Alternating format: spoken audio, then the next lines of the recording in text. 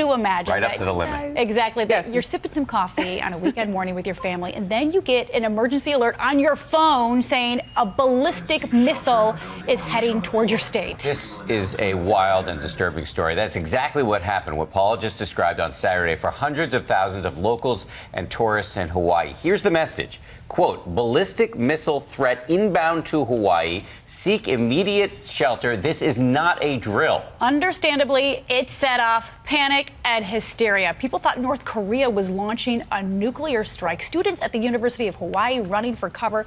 Drivers abandoning their cars on the street. And look at this, a father removing a manhole cover on the street and putting his children inside for cover. It took 38 minutes before another message went out saying the whole thing was a mistake. There was no threat after all. There are so many questions this morning. How could this mistake happen? Why did it take so long to fix? And how have we gotten to this point of tension with North Korea? We have team coverage this morning, and we begin with ABC's Jim Avila right there in Honolulu. Jim, good morning to you.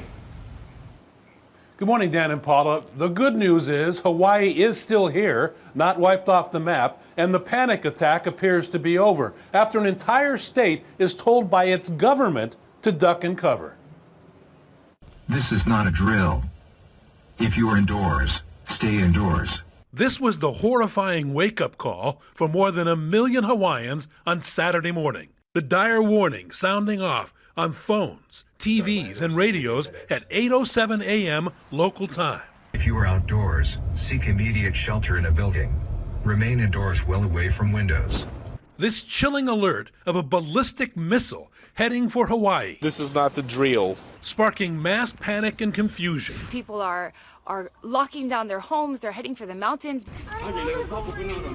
This video showing a man desperately trying to shield his child in a manhole. The entire state scrambling for any last bit of shelter. We all freaked out. We all started running down to the bomb shelter. Calling loved ones for a last goodbye. Let me call my wife and tell her I love her. But the alert was not real. At 8:10 a.m., a state official confirming with the Pacific Command there was, in fact, no missile launch. Congresswoman Tulsi Gabbard, the first public official to clear the air, in a tweet. I knew the priority was to get the message out to people. I knew, like me and my family, people were panicked. That wasn't until 38 agonizing minutes after the initial warning. Officials finally retracting the threat with a statewide public civil emergency message. There is no missile threat or danger to the state of Hawaii. False alarm. There's no question that there has been an epic failure of both processes and leadership. The governor explaining how this totally unacceptable mistake was a result of human error. It was a procedure that occurs at the change of shift where they go through to make sure that the system is working, and an employee pushed the wrong button. An almost end-of-the-world experience for thousands of fearful tourists in island paradise, including honeymooning newlyweds Phil and Katie Pham. The Hyatt staff will direct you to the lower levels of the hotel. And as you can imagine, everyone from all levels of government is now investigating how a simple wrong push of a button can panic millions of Americans. Dan and Paula? That is exactly the question. Jim, thank you.